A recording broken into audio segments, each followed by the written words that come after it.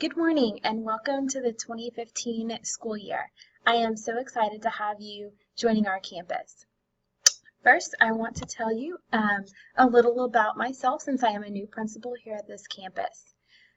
My name is Ashley Boothe, for those of you who don't know me and have not met me in the hallways yet as you've been coming into your classrooms and getting ready for the upcoming school year. I am coming to you with 8 years of experience in the classroom. I began as a CTE teacher in a little town in East Texas called Crockett, and I taught there teaching everything in the human services cluster. I've taught culinary arts, I've taught fashion design, I've taught human growth and development, and my baby, the classes that I hold true and dear to my heart, are child development and the prep for parenting classes. I come from a strong belief that our children are made successful by the choices that we give them and the opportunities that we give them. And so with saying that, we'll begin with the goals and visions that I share for the 2015 school year. First of all, student success, in my personal opinion, is brought together by the whole community around the student. It first begins with you as their teacher. They look to you for the success that they will begin their school year with. It begins with the first day of class, when they first enter your classroom. How will you greet them? How will you envision their success for your room? How will you invite them into your room? How will you set up the classroom, the atmosphere? It also begins with the staff members throughout the building, from the custodians to the nutrition workers to the AP staff members, to the staff members in the front of the building, the receptionists, the attendance clerks. Every single person who will come into contact with our students will be a part of their success. Whether you believe it or not, whether you have a daily role in a student's life, you matter. You matter to the students and how do you address them, how you greet them, how you see them and interact with them in the hallways. And it begins with us as a campus. We may be the only ones that reach out to that student, that see them on a daily basis, that speak to them, show that we care. It has been proven and shown in many cases that student success is driven by showing a student that we care. Students typically do better in the classroom and on standardized testing, projects, relationships with their peers, by knowing that others care about them, and that starts with us. You may think that that begins at home, and in part it does begin at home, but not every student has a parent, a grandparent, a guardian, siblings, someone at home to go home to that care about them, that ask them the questions. Well, how did you do in school today? What did you do in school today? And so it begins with us. We are the key factor that the student is going to see daily. And so as a campus, it is our job, our duty, and our responsibility to make sure that that student knows that we care. The third component to creating student success is involving the parents. For those parents and those guardians that are at home, that student feels like they can entrust their success and their joys and their daily occurrences with, we need to be reaching out to those parents and involving them in their students' academic success. Studies have shown that parents who are involved in their students' academic life tend to do better on their scores, their homework, and their relationships with their peers. It may be just as simple as an email. It could be a phone call, a conference, a note sent home to parents. These contacts will prove to be enormously beneficial to that student and to you as a teacher. Your greatest ally in the classroom is going to be your parent to help you at home. You're not going to be there with that student 100% at home and on the weekends to ensure that they're doing their studies and doing their homework and their projects. And then we'll also to help you with classroom management. New teachers, this is very key. When you have a parent on your side, the student is going to do 10 times better for you in the classroom. Also, it will help with the other students in the classroom when that one student says, oh, she called my mom last night, or she emailed my mom last night. That student will go and tell other students what you have done and how it affects them in the classroom. Also, having the parents on your side helps with learning what's going on in the classroom. It can let the parent know what that student is doing behaviorally wise. Maybe they're doing something different at home that they're not showing in the classroom. So having that united front and consistently speaking to those parents will allow you to foster student success. Also, with those parents that you may not typically see in the classroom, maybe on parent-teacher nights or with conferences, parents that don't typically call or email to find out what's going on with their student in the classroom.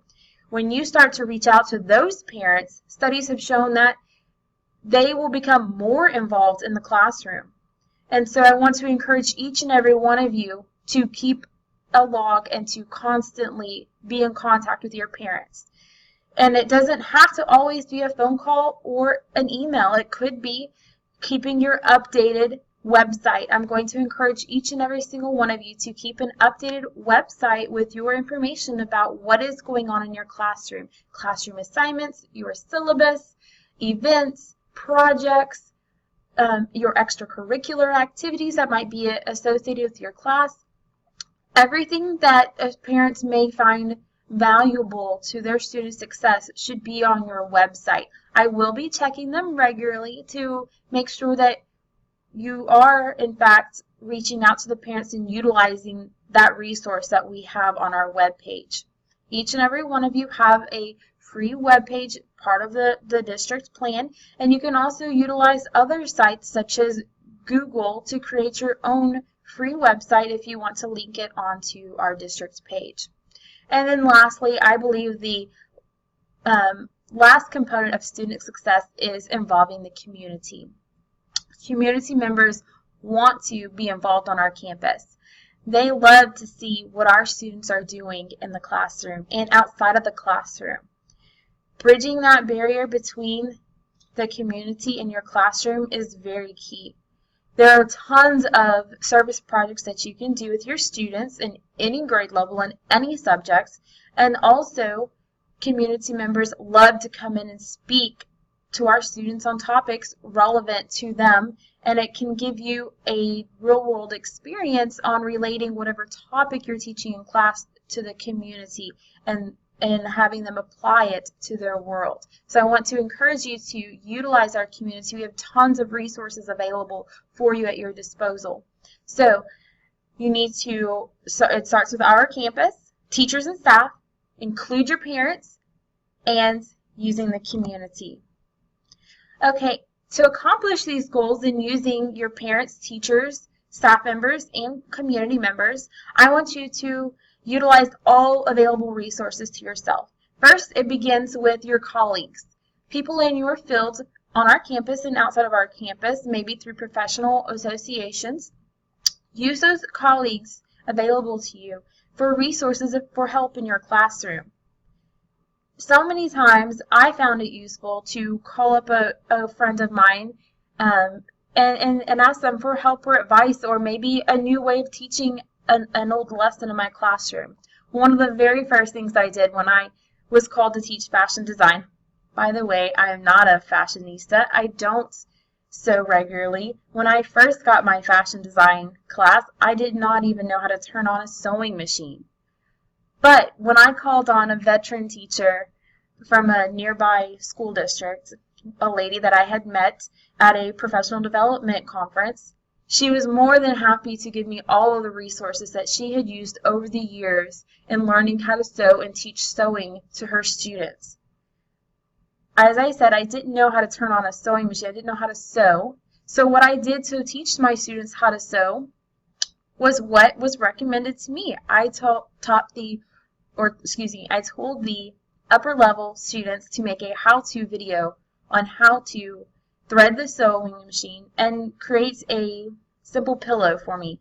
And I told them I'd be using that video to teach the beginning sewing class how to thread the machine and sew a pillow for their first project. While I did use that as a lesson for the intro class, it also taught me how to sew the sewing machine without letting anyone in the class know that I did not know how to sew, and then also utilizing the resources by the upperclassmen. They showed me how to use the sewing machine, building on their knowledge from the previous school year, and then also incorporated technology into that lesson by making a video and uploading it and showing it to the class. Then we use those upperclassmen to teach the lowerclassmen in groups. And so we had a lot of different components of building student success in that classroom. Also, utilize your administration team. We're here to help you, and I truly mean that. I mean that I have an open door policy, and I'm sure that the others here will agree with me as well. Use us to your disposal. That is what we are here for. We want to see you be successful in your classroom and be successful with your students. If you are struggling or need help in any area, please do not hesitate to ask us for help. Then again, use your parents. I cannot stress the importance of contacting your parents regularly. And I want to give out a recommendation to all of you. I would recommend that each one of you, and this is going to be a hard task, but each one of you to contact all of your parents on your phone list within the first 2 weeks of school. And I say this because if you have the parents on your side and they see you as someone who truly cares and wants to share success with your students, then they are going to be on your side, staying on the student assignments, looking on your webpage, and checking to see what they need to do for that class to be successful. So I want to challenge you all to contact your parents, all of them, within the first 2 weeks of school by phone or email to welcome them to your classroom and let them know where they can find your information on your website. And then lastly, utilizing the community members that we have. We have several community members on our school board, several that are married to other teachers on our campus and throughout our district that are available for you easily that you could contact as guest speakers, ones that you could use to do a how-to in your classroom, that you could use to reinforce different lessons or do real-world applications in your classroom. If you're not sure who to contact, ask me, get on Google. Google is a wonderful tool for you, and use it at your disposal. So why does this matter? Success is dependent on effort. The effort that you put into your classroom will be seen by your students. They will know the first day of class how much effort you are going to put into your classroom throughout the school year. I want to challenge you to make that first day count. Make it matter to that student. Show them that you care. Greet them at that door. Put a smile on your face and let them know that you care, that you are showing effort, that you care about the success of each and every student in your classroom. And as you see them walking down the hallway, stop them in the hall, say hello. Don't just walk on by. Show them that you care. Your effort makes a big difference in the success of our students. In conclusion, I want to remind you that student success is key. That is what I want our vision to be for the school year as we start the 2015 year. Start with the end in mind. What success do you want to see from your students at the end of the year? How will you get there? How will you know that you have been successful with your students? Thank you.